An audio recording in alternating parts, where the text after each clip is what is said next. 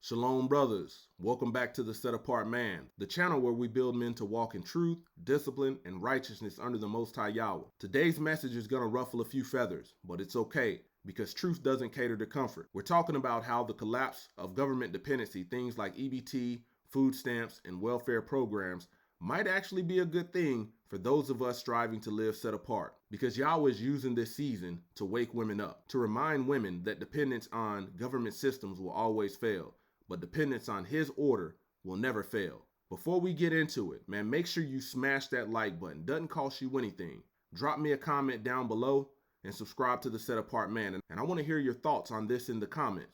Do you believe Yahweh is using this economic shift to humble and realign women back to his divine order that once lived in rebellion, rejected having a husband, rejected having a covering? So drop your answers below. Roll that footage. Yesterday, I opened up a can of worms, but somebody had to say it.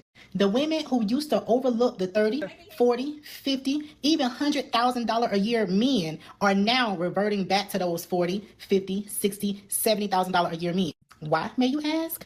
Because of the government shutdown and because EBT ain't giving out no more stamps. So they are reverting back to the ones that they used to overlook. Now y'all gonna be getting those "what's up, big head" texts. Hey, big head. And you ain't talked to this girl in 6-7 months since the last time you was able to give her $300, $400 for a little bit.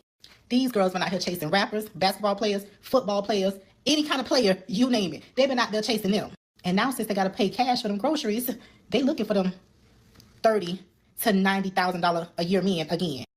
Don't be surprised when you get that text in the middle of the night. "What's up, big head? What you doing?" Our short answer to this is that black men became economically irrelevant to black women, which eventually led to the rebellion of the leadership of the black man. Up until the early 1900s, black women had higher rates of marriage over their clear counterparts before the social engineering of the welfare state. Under the social engineering of the welfare state, the government required that a male could not be living in the house. Government inspectors would come out, and if they found any shoes, any shirts or clothes or anything like that, you were cut off from that public assistance. So there you have black men being removed from the home. Then that births a generation of struggling mothers teaching their daughters to go to school, get a degree, and don't depend on a man for nothing. A girl who can't afford to say, "You, Corey, I'm gone." She just can't afford to do it. So I take advantage of that. Now, that might be wrong, but her poverty and my needs, most of the time, it even out. Because you may not be getting food stamps for November is no excuse for you to come on social media talking about you're going to steal from Walmart or any other grocery store. You have absolutely no right to do that. What do you think people did in this country before food stamps was ever invented? When they had kids to feed, when they had families to take care of, and they didn't have the option of going to the store and swiping the food stamp or link card, what do you think people did? Do you think that they walked into the store and just piled their carts full of groceries and then walked back out? No, they didn't do that. And the reason they didn't do that is because they were not so reliant on the government, and they were not so entitled to think that they are deserving of this, that if the government doesn't give it to me, I'm just going to take it. You're such a baby, you're such a whiner, and you are nothing but an entitled, spoiled brat. God forbid, if the government does not give you food stamps, you need to go to a food pantry, you need to buy what you can for your family. The Matrix is everywhere. It is all around us. Even now, in this very room. You can see it when you look out your window or when you turn on your television. You can feel it when you go to work, when you go to church, when you pay your taxes. It is the world that has been pulled over your eyes to blind you from the truth. What truth? That you are a slave. Like everyone else, you were born into bondage. Unfortunately, no one can be told what the Matrix is. You have to see it for yourself. This is your last chance. After this, there is no turning back. You take the blue pill. The story ends. You wake up in your bed and believe whatever you want to believe. You take the red pill. You stay in Wonderland, and I show you how deep the rabbit hole goes. Remember, all I'm offering is the truth, nothing more. All praise to the Most High Yah Shalom. Thank you for tuning in to another righteous, Ruach, spirit-filled episode of the Set Apart Man. Once again, I'm back at it in them trenches, handling that kingdom business. Brothers, let's start here. The system of man, the government's welfare programs, the endless promises of stability were never designed to sustain righteous, set-apart daughters of Zion. They were built to create dependency, not discipline. And when that dependency grows, faith dies. The Most High never wanted women to rely on worldly systems for their provision. He wanted them to rely on him. In Jeremiah chapter 17 verse 5 it says, "Thus saith Yahweh, cursed is the man who trusts in mankind and makes flesh his strength, whose mind and heart turn away from Yahweh." That's exactly what we're seeing today. Women, especially in Western culture, trusting in this government system more than they trust in Yahweh. Women relying on government programs instead of covenant structure, biblical marriage. And when those systems start to crumble, Yahweh is shaking the foundation to realign women with his truth. When a society replaces Yahweh order with government structure, chaos follows. In Yahweh's design, men were called to be providers, protectors, and priests of the home. Women were designed to be helpers, nurturers, and builders within the covenant. But over time, Western systems have taught women You don't need a man.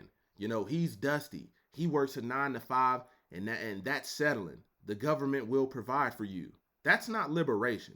That's enslavement disguised as empowerment. And now that those systems are falling apart, women are starting to see the truth, that Yahweh's order works because it's eternal. See, sometimes the Most High will let systems collapse, not to destroy us, but to humble us, to strip away the pride that a lot of women have and bring back dependence to biblical order. In Deuteronomy chapter 8, verse 3, he humbled you and allowed you to be hungry and fed you with manna so that he might make you understand that man does not live by bread alone, but man lives by every word that proceeds out of the mouth of Yahweh. That's the lesson here. When the benefits run out, when the easy resources dry up, Yahweh is saying, now you'll learn where true provision comes from. And that humility can transform people, because hardship and struggle is about to teach these women what comfort never can.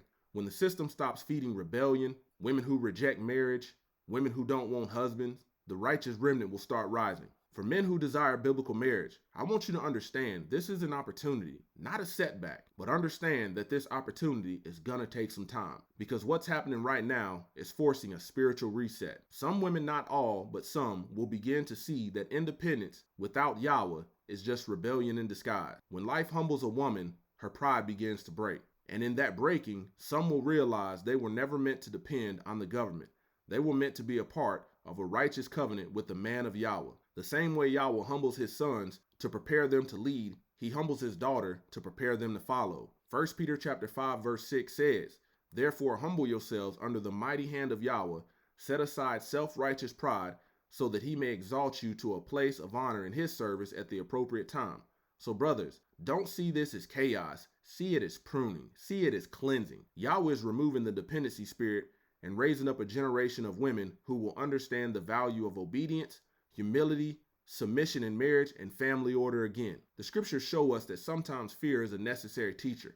And I'll say it, and I've said it 1,000 times before, fear is a great motivator. Because let's face it, women often don't change when they're comfortable. They change when they're confronted with struggle. In Proverbs chapter 9 verse 10, the reverent fear of Yahweh is the beginning and the preeminent part of wisdom. That fear, that holy reverence, realigns us with Yahweh's order. When women realize that no system can save them, only Yahweh can, that's when real transformation happens. And that's when righteous marriages can begin to form again, marriages rooted in truth, not convenience. Men, don't use this season to mock or gloat, use it to build.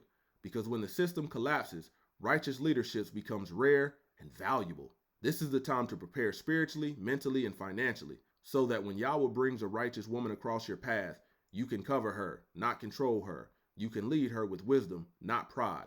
You can guide her with scripture, not your ego. Proverbs chapter 19 verse 14 says, health and wealth are inherited from fathers, but a wise, understanding, and sensible wife is a gift and blessing from Yahweh. When the world stops relying on broken systems, it will need men who are whole in Yahweh. So be that man, be the provider, the priest, and the protector you were called to be. So brothers, as we watch these government systems fail, don't fear, prepare, because the Most High is exposing everything that's been built on sand. The collapse is not the end, it's the cleansing. And in the end, Yahweh's order will stand. The set-apart man will lead his home. Women will be forced to humbly follow. And together, righteous families will rebuild what this fallen world tried to destroy. Brothers, if this message blessed you, gave you hope or inspiration, hit that like button. Consider subscribing to the channel and share this with another brother who needs to hear it. And let me know in the comments, do you believe Yahweh is using this economic shift to realign women back to his order? Yahweh over Hamashiach, Hamashiach over man, man over woman. I want to hear your thoughts on this. Once again, this is the Set Apart Man, kicking it gun barrel straight. Until next time, stay strong, stay disciplined, and stay set apart.